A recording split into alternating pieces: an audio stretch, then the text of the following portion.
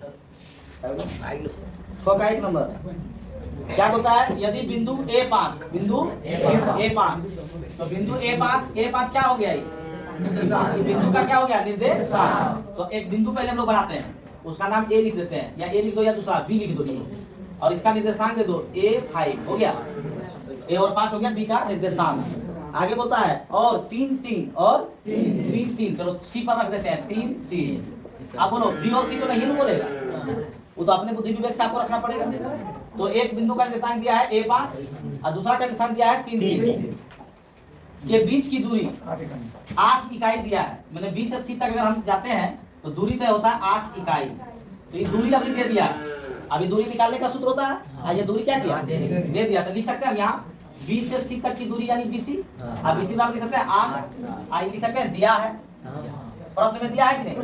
BC का मान 8 दिया है, और अभी हम लोग अगर दी 8 नहीं देता और अगर यदि कुछ इसका मान निकालना होता तो भी हम लोग निकाल लेते। 8 दिया तब भी ठीक, नहीं दिया तब भी ठीक। हम लोग अभी BC का मान निकालेंगे, दो बिंदुओं के बीच की दूरी का सूत्र लगा करके और इन दोनों के बीच की दूरी निकाल लेंगे, जो कि वो और 8 के बराबर कर देंगे उसको। किसके बराबर?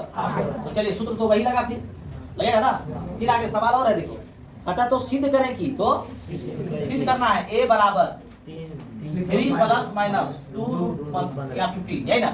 A बराबर 3 प्लस माइनस 2√15। यानी इसका आपको क्या क्या मिला हुआ है कि दो बिंदु का निर्देशांक दे दिया है A5 है ना, और एक बिंदु का दे दिया है 3 और दूरी दे दिया है, दोनों के बीच की दूरी दे दिया 8, और निकालना क्या है? A बराबर 3 प्लस माइनस 2√15। ये आपको दिखाना, प्रूव करना है, इसी से निकालना है। तो चलिए 8 में कोई सूत्र नहीं है, BC तो सूत्र है कि नहीं?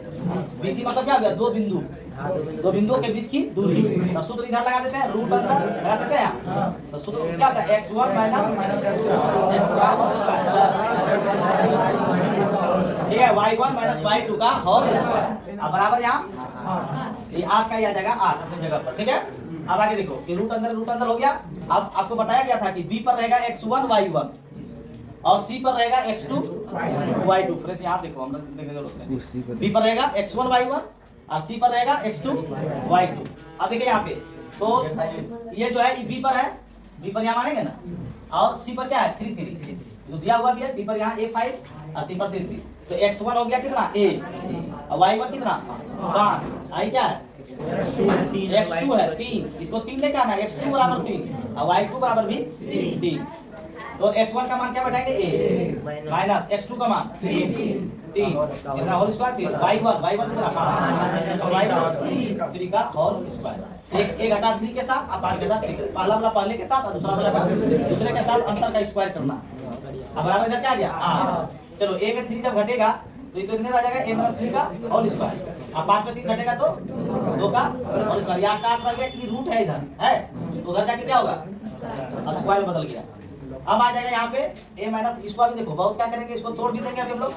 इसको हम लोग A माइनस B का होल स्क्वायर पर तोड़ सकते हैं, लेकिन तोड़िएगा तो अभी तोड़ना नहीं है, ठीक है, क्योंकि B स्क्वायर को उधर जाके क्या बैठा देना? रूट में क्या?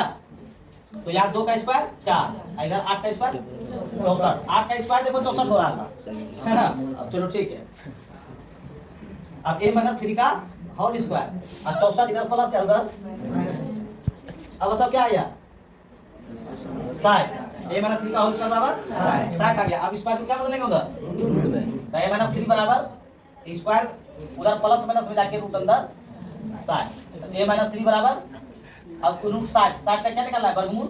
तो 2 से लगाएंगे, 2 3 60, 2 15 30 है ना, 2 2 है ना, ये 1 2 निकल गया प्लस माइनस में, और 3 15 पर रह गया रूट रहेगा। तो A बराबर 3 इधर माइनस उधर जाके प्लस में, तो 3 प्लस माइनस आई तो रूट 15। तो लाना था, देखो आ गया, लाना था A बराबर 3 प्लस 15 आ गया, ठीक है।